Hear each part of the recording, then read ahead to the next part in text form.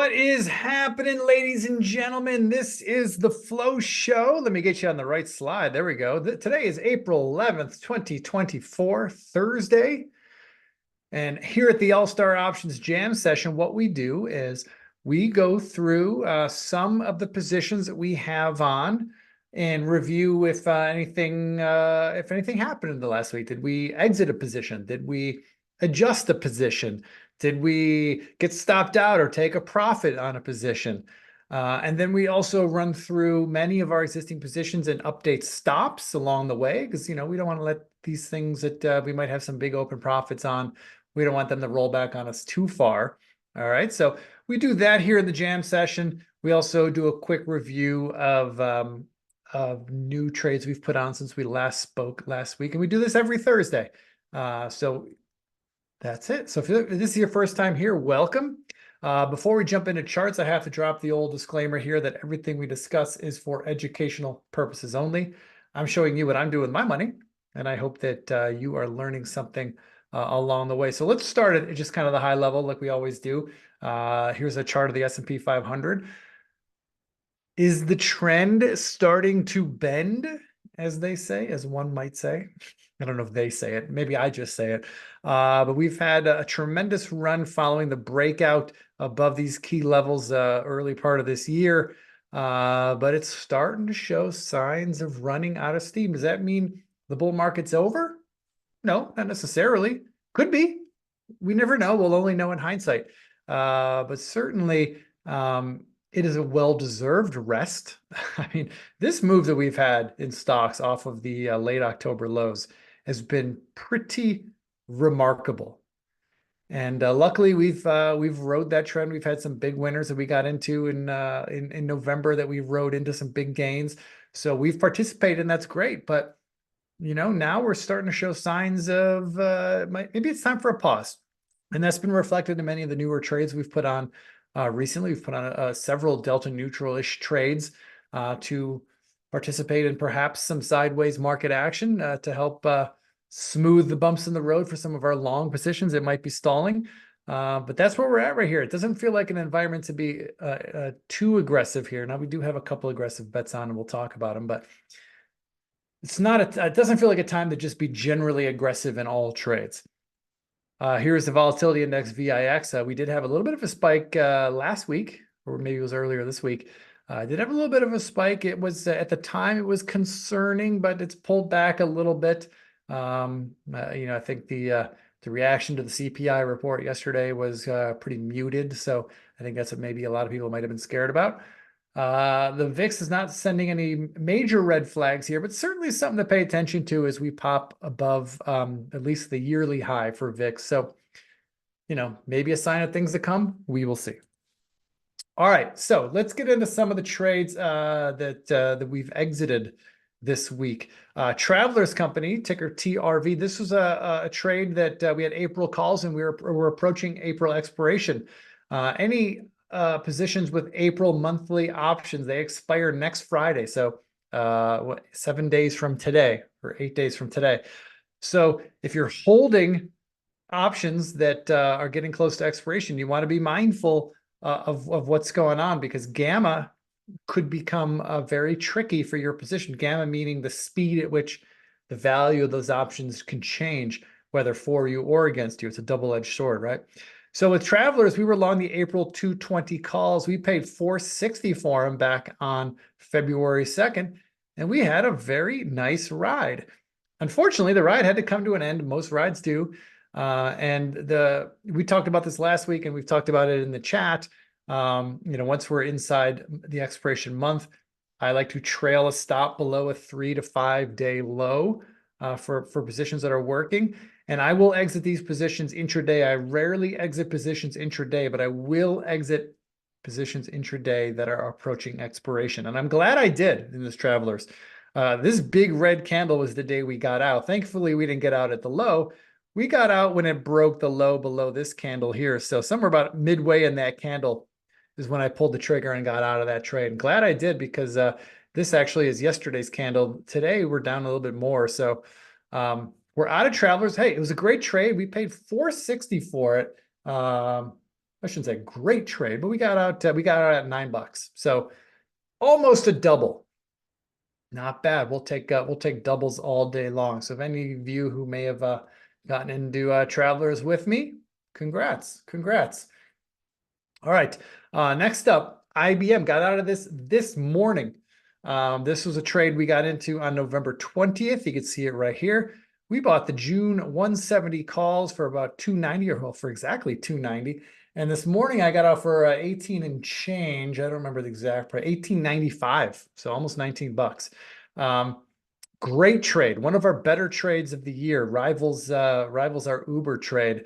Paying 290 and getting out for almost $19. That qualifies as a big win. And yeah, we got out. By the way, we got out today because yesterday IBM closed below our level. Our risk management level was 187, and IBM closed below 187 yesterday.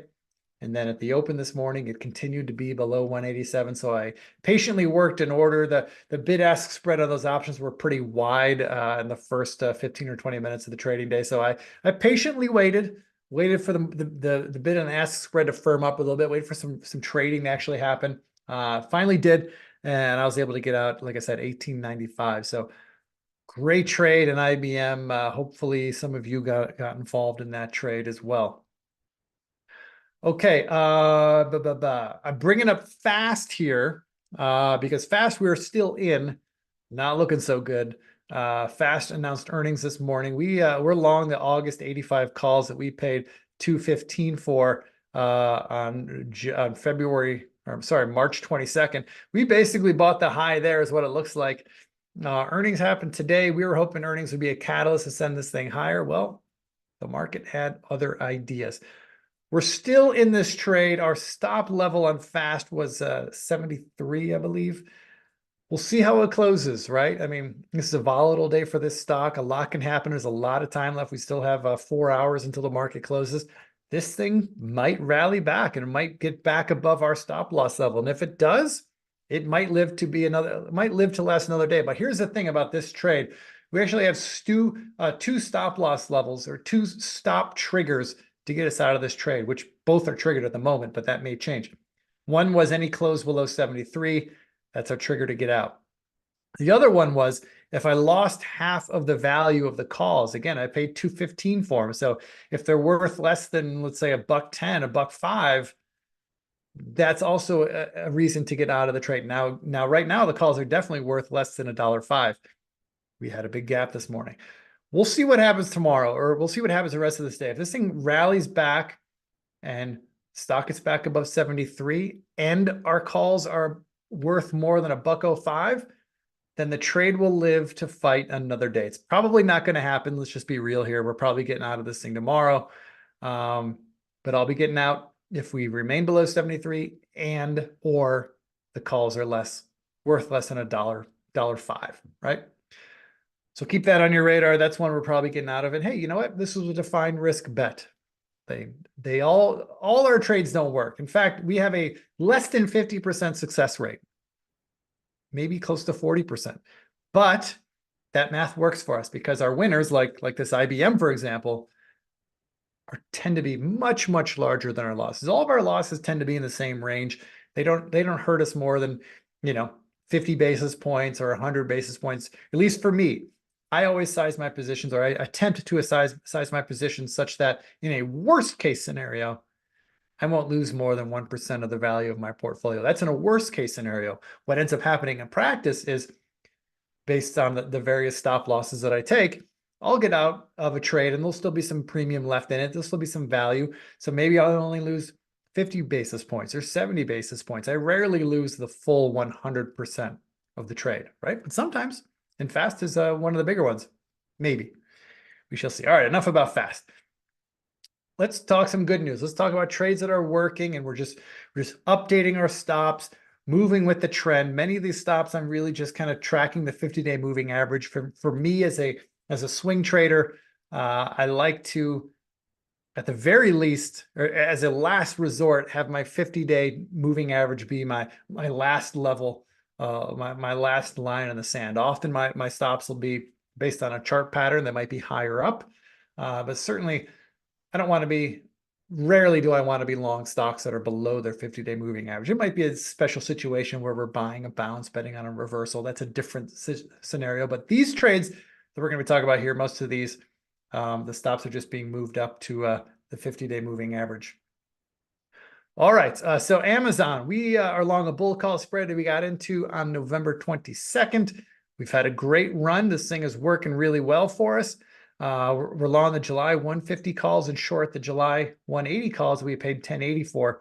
My stop is now at 175. Now, I should point out that we're getting pretty close to our profit target in this trade. If Amazon gets to 190, I'm going to close the spread down and book the profit. And which will be a nice profit in this trade. The most the spread could be worth is 30 bucks. We paid 1080 for it. But you know, if we get out for 25 bucks, that's a more than a double. That's great. Amazon trade's looking pretty good for us. So right now, just best practices, we're moving our stop to 175, and as long as it stays above 175, we'll keep riding this trade, at least until our profit target. Next up is C Limited, ticker SE. We got into a risk reversal back on February 20th. We sold June 35 puts and used those proceeds to buy June 65 calls. Combining those two trades together, we actually had a 50 cents net credit. So we have a 50-cent net credit in the trade already, which is great. The trade is, as you can see, working well for us. I'm moving our stop up to 51. Again, this is a 50-day moving average.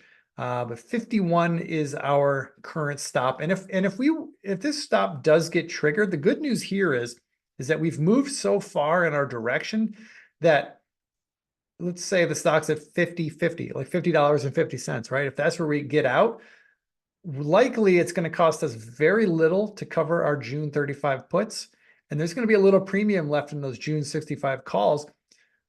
This trade, even if we get stopped out at 51, we're still probably walking away a winner. So that's a great situation here in C Limited. But 51 is now our new updated stop loss level. All right, next up, Nucor. We are long January 230 calls that we paid $7 for back on February 21st. It's been a wild ride. It immediately went our way, came all the way back, almost stopped us out, then ripped higher. Now starting to fade a little bit. Our stop is now 190. Any close below 190 is my signal to exit the trade in Nucor. All right, next is Amphenol, ticker APH. Back on February 26th, we bought the July 120 calls for $1.60. Trade's working well for us, but it's starting to show signs that maybe it's running out of steam. We shall see. We're moving up our stop to 110. If we break 110, that's a pretty clear signal to me that the trend is over, at least on my time frame. So I'll be exiting the trade following a close below 110. All right, next up, Realty Corp, ticker SLG. This is our bet on Manhattan. We're long a bull call spread here, long the July 50 calls and short the July 70 calls. We paid $5.65 for it back on March 13th.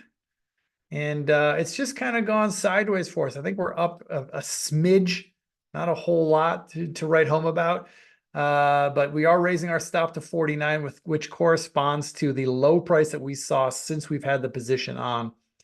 Any break below 49, then we're either early or wrong in this follow-through breakout. Either way, I want out. 49 is the level in Realty Corp. Okay, last one. Last updated stop, Reliance Inc. This is a steel company, I believe. Yeah, pretty sure it's a steel play. We're long a bull call spread. We're long the September 350 calls and short the September 400 calls.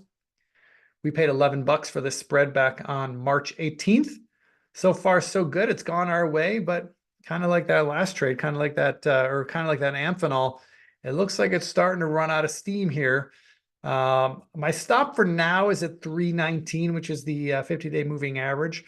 If Reliance does rally and take out these highs, it's very likely next time we talk that this stop will be moved up to this level, kind of below the lows, these recent lows of the last couple of weeks.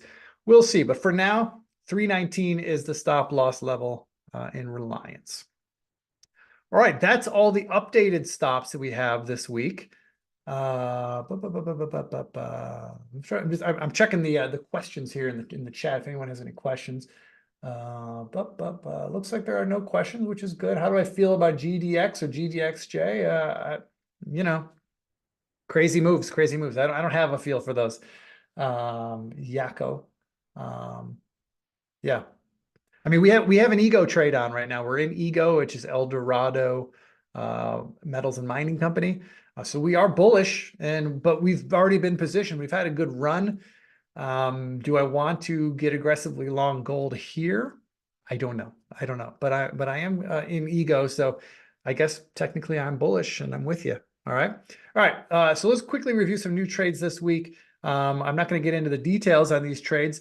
The details can be found at allstarcharts.com. Head to the options section, head to the members section, and you can find very detailed trade plans for every trade that we put on. You can find why we're getting in, why we like the setup, what strategy we're using, where our stop loss levels are, where we're taking profits, and any other information that might be pertinent to managing that trade going forward. All of those details are laid out at allstarcharts.com. If you don't have access to that, please shoot us an email, info at allstarcharts.com, and we'll be sure to get you hooked up so that you can participate in the trades that you see here. But very quickly, trades we've got into since we last spoke. We got into an energy play in XLE. We got into a long-term energy play.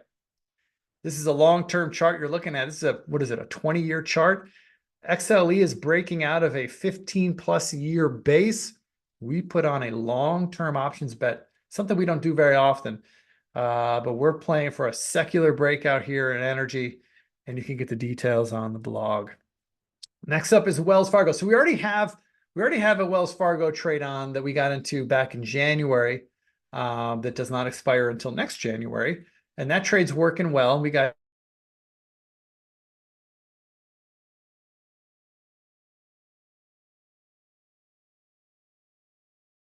another trade this week. This one is a very tactical bet on Wells Fargo earnings. Wells Fargo announces earnings tomorrow morning, Friday morning. And so this is a short-term bet. We're making the bet that Wells Fargo is going to have a positive earnings reaction. And if so, we think we got an options play on the board that will play nicely. It might not work. It's a risky bet. It's a binary bet. But for us, it was kind of like an add-on to a position that we already have. We're already sitting in some nice profits in our Wells Fargo position. This felt like a good opportunity to add, especially as the stock has been flagging, consolidating, following a nice breakout. So we put a tactical bet on with defined risk. Didn't risk a whole lot of money on it. If it works, great. We think it's going to work well. If it doesn't work, we could take a full 100% loss on that trade, and we're still sitting in profits, more than enough profits on our earlier trade to keep us sitting pretty in this one. But that's what's up with Wells Fargo. And finally, yesterday we got to do a delta neutral trade in Apple. I think the bears have overplayed their hand here. That's my feeling. That's my feeling. I could be wrong. I've been wrong before. I'll be wrong again. But I feel like the bears have overplayed their hand. But I also think that anyone who's buying the dip here in Apple is likely to also be disappointed. I think we're just in for some sideways sloppy action with Apple coming up. So we've put on a delta neutral trade there. Again, all the details at allstarcharts.com. All right, folks, that's all I got for you today. Yep, that's all I got for you today. If you have any questions, info at allstarcharts.com. Follow me on Twitter. I'm Options Sean. I'm happy to engage with you there. If I don't talk to you tomorrow, have a great weekend. Spring is here, hopefully where you live. It is here. And we'll talk again next week. I'll see you on the morning show during the week, and we'll do the flow show on Monday nights or Monday afternoon, and we'll have another jam session next week. Until then, take care. I'll see you next time.